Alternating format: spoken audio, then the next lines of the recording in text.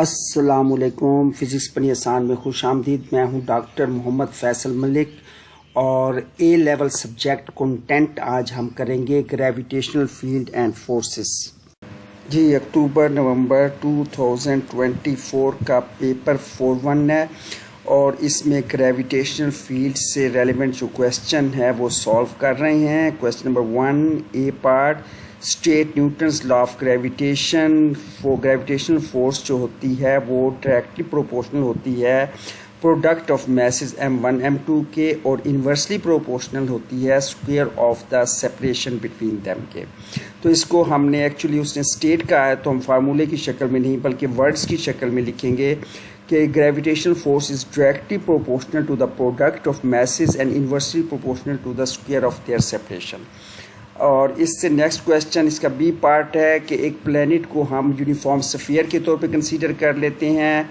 एक satellite orbit है जिसका पीरियड टी है वो अराउंड द प्लेनेट जो है ना रिवॉल्व कर रहा है।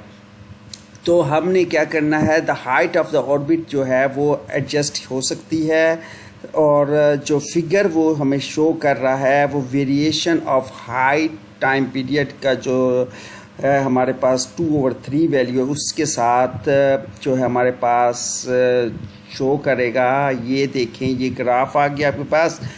t²/3 और हाइट ऑन एक्स एक्सिस है, t²/3 वाई एक्सिस पर मौजूद है। फ़िलहाल आपने यही बात जहन में रखनी है। नेक्स्ट हम इसको जहाँ पर हमें इस ग्राफ की ज़रूरत पेश आएगी हम उसको प्रेजेंट कर लेंगे।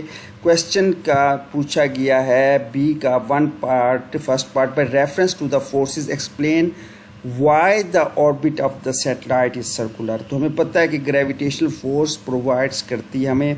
ये देखें जी, हमने फिगर भी बना दी। यहाँ पर आप देखें कि सैटेलाइट है जो कि ऑर्बिट कर रहा है हमारे पास प्लैनेट को। और यहाँ पर फ़िलहाल जो हम चीज़ें इसको डिटेल में बाद में डिस्कस करेंगे। फ़िलहाल जो चीज़ हम देख रहे हैं कि सैटेलाइट की जो मोशन होती है अगर ग्रेविटेशनल फोर्स ना हो तो वो कुछ इस तरीके से होगी।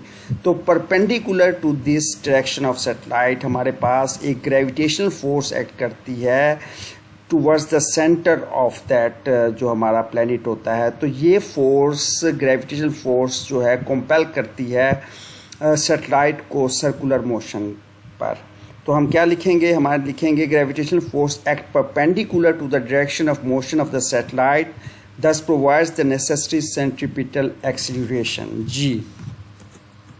जी, इस क्वेश्चन में हमने न्यूटन लॉ ऑफ ग्रेविटेशन को यूज़ करते हुए एच और टी के दरमियान जो ये रिलेशन है h+b का whole cube is equal to GA/4π² into t², इसको प्रूव करना है। जबकि g हमें ग्रेविटेशनल कांस्टेंट है और जो a और b हैं वो कांस्टेंट्स हैं जिनकी प्रॉपर्टीज़ जो है वो प्लैनेट पर डिपेंड करती हैं। तो हम सबसे पहले अपना प्रीवियस जो नॉलेज है उसको चेक करेंगे। ये देखें जी, ये हमारे पास एक प्लैनेट है जिसका रेडियस r है और उसके हाइट h पर एक सैटेलाइट ऑर्बिट कर रहा है। तो ऐसे केस में हमें पता है कि हमारे पास हाइट प्लस रेडियस जो होता है ये रेडियस ऑफ द ऑर्बिट के बराबर होता है, जिसको हम x से या स्मॉल r से समटाइम्स रिप्रेजेंट करते हैं। तो यहाँ हमने x mean radius of the orbit और capital R mean radius of the planet है। तो अगर इसको हम रिलेट करें इस h+r को इज इक्वल टू x को, तो ये हमारे पास जो हमसे जो प्रूव करने के लिए कहा गया है रिलेशन, तो उसमें h+b का क्यूब यानी कि हमारे पास ये b जो है वो हमारे पास रेडियस का ऑफ द प्लैनेट होगा। तो बहरहाल हम इसको मज़ीद आगे चल के देखते हैं इस बात को। ये हमारे पास इस किस्म की इक्वेशन जब भी आएगी जो हमारा स्टार्टिंग पॉइंट होगा वो वही होगा जो हमने पहले बताया है कि हमारे पास सेंट्रीपिटल फोर्स जो है वो ग्रेविटेशनल फोर्स प्रोवाइड करती है। तो इस रिलेशन को gravitational force is equal to centripetal force को हमने अपना नुक्ता आगाज़ बनाना है, स्टार्टिंग पॉइंट बनाना है। तो gravitational force is equal to centripetal force, दोनों के फार्मूले हमें आते हैं Gmm/x² is equal to mv²/x। तो हमारे पास x² से x कैंसिल हो जाएगा, mm से कैंसिल हो जाएगा, तो हमारे पास जो बच जाएगा Gm is equal to v²x। तो v इज इक्वल टू हमारे पास होता है x omega. R omega sometimes हम r से रिप्रेजेंट कर रहे होते हैं, यहाँ हम उसे x से रिप्रेजेंट कर रहे हैं। तो खैर v is equal to x omega होता है, तो इस वैल्यू को पुट कर देना है यहाँ पर, तो ये वैल्यू हो जाएगी x ओमेगा का होल स्क्वायर इंटू x। तो अब यहाँ से हमारे पास x क्यूब नज़र आना हमें शुरू हो गया है। यस, ये वो x क्यूब है जो कि हमारे पास लेफ्ट हैंड साइड रिलेशन में गिवन है। तो ये हम इसको रीअरेंज कर लेते हैं इक्वेशन को, x cube is equal to G M over omega square. यहाँ से आप अंदाज़ा कर लें कि जो हमने पहले एक डिटरमाइन किया था कि रेडियस को रिप्रेजेंट कर रहा है b, कौन से रेडियस को, प्लैनेट के रेडियस को, तो वो सही था। और x किस को रिप्रेजेंट कर रहा है, ऑर्बिट के रेडियस को।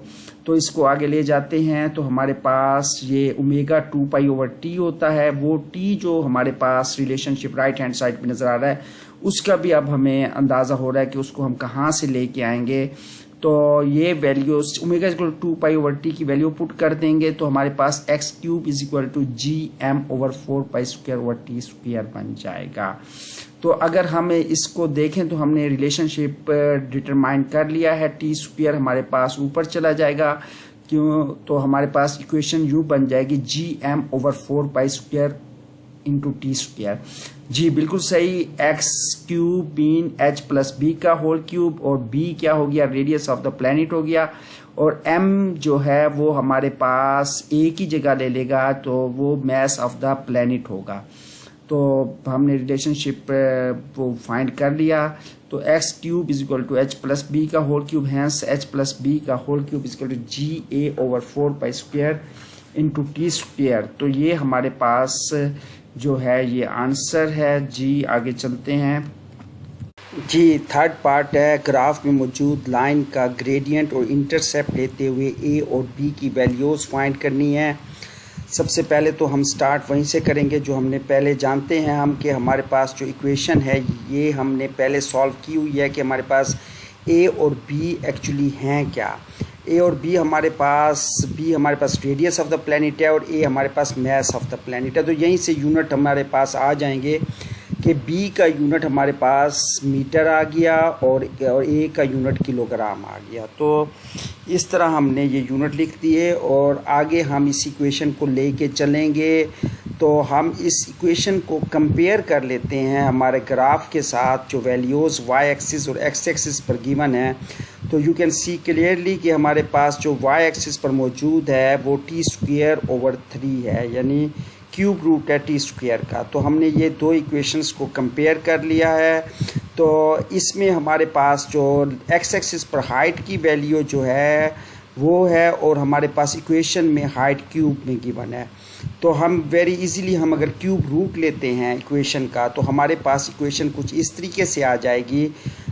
बिल्कुल सही सोच रहे हैं आप, y is equal to M X plus C की तरफ जाना चाह रहे हैं हम। टी स्क्वायर बाय 3 के लिए हम सॉल्व कर लेते हैं इक्वेशन को और हम इसको एम एक्स प्लस सी की शक्ल में लिखने की कोशिश करते हैं। बिल्कुल ऐसे ही होगा हमारे पास y is equal to M X plus C से इस इक्वेशन को हम कंपेयर कर लेते हैं। ग्रेडियंट की वैल्यू मौजूद है हमारे पास, यहाँ ग्रेडियंट की value 1 over ji A over 4 pi square का क्यूब रूट आ गया।